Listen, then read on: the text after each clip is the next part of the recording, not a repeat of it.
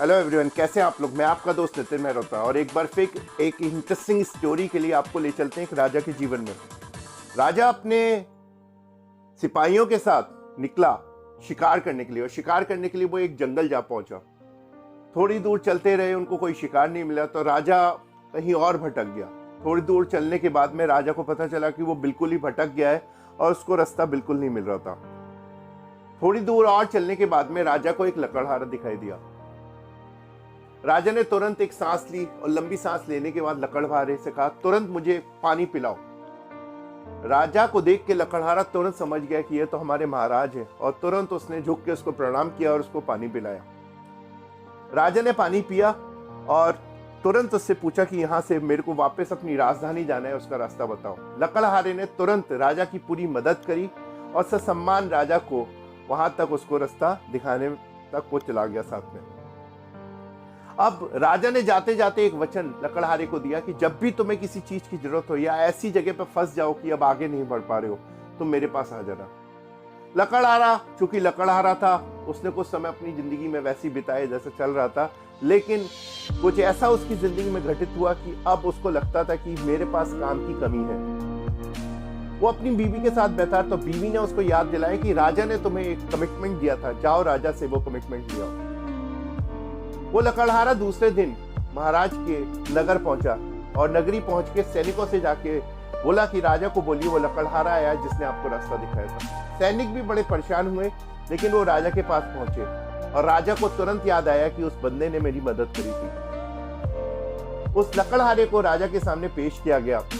अब लकड़हारे को देख के राजा सोचा कि यार इसको तो मैंने कमिटमेंट भी की थी और इसकी तो इतनी बुरी हालत है, मैं इसके लिए क्या कर सकता हूँ। तो उसने तुरंत पूछा कि बताओ कैसे आना होगा। तो उसने कहा कि राजा साहब, आपने कहा था कि जब जरूरत हो तो आ जाना, आज मेरे पास बड़ी दिक्कत चल रही है, मेरी कुछ मदद कर दीजिए। अब राजा को लगा कि इस बंदे को मैं अच्छे कपड़े दूंगा या एक कुछ काम दे दूंगा तो कोई फर्क नहीं होगा। राजा को लकड़ियों से याद आया कि उसके पास एक चंदन का वन पड़ा हुआ है।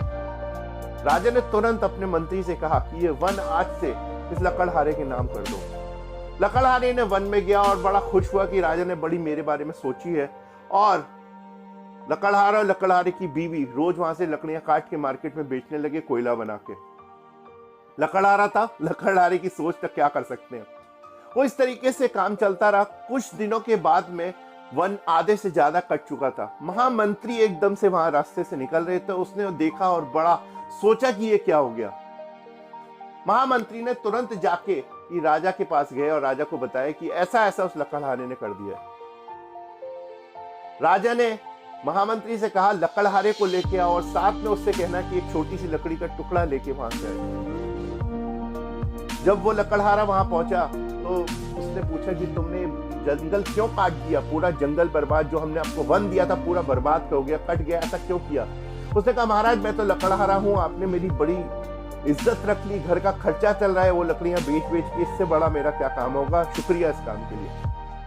राजा ने उससे कुछ नहीं कहा। उसने कहा वो छोटी सी लकड़ी का टुकड़ा लेके जाओ और आज इसको कोयले की तरह नहीं लकड़ी की तरह बेचो और इसका नाम है चंदन। वो तुरंत वहां गया और जितनी लकड़ियां उसने अभी तक काटी थी वो केवल छोटी सी लकड़ी के टुकड़े ने उतना पैसा उसको उस दिन दे दिया।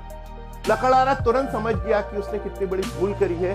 वो एक लकड़ी जो सिंपल लकड़ी समझ के उसने पूरा वन जला दिया, बेच दिया, वो चंदन की लकड़ी थी। ये कहानी उस लकड़हारे या राजा की नहीं है, कहानी है मेरी और आपकी।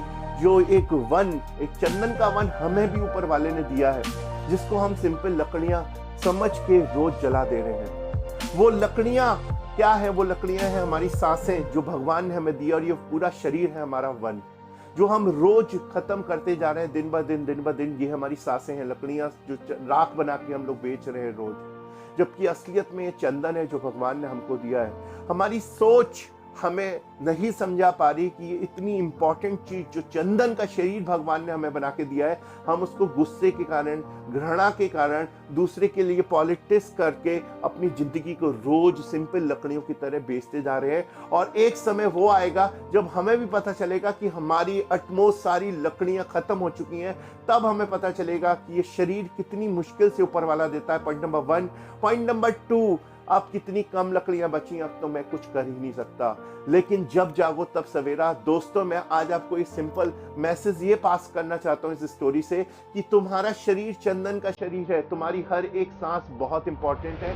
इसको अच्छे कामों में लगाओ, दूसरों के डेवलपमेंट पे लगाओ, और दूसरों के डेवलपमेंट करने के लिए सबसे पहले डेवलपमेंट आपको अपना करना पड़ेगा। उस डेवलपमेंट को करने के लिए सबसे पहले आपको अच्छी सोच रखनी पड़ेगी अपने लिए, और पहचानना पड़ेगा इन लकड़ियों को, इन सांसों को जो ऊपर वाले ने दी है वो कितनी इंपॉर्टेंट है। इनको अच्छे कामों में लगाइए।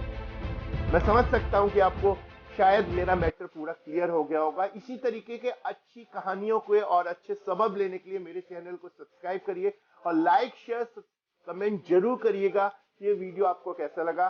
चलता हूं इस ब्यूटीफुल स्टोरी के साथ, एक बार फिर आऊंगा एक मजेदार स्टोरी के साथ। मैं आपका दोस्त नितिन मेहरोत्रा, तब तक के लिए शुक्रिया।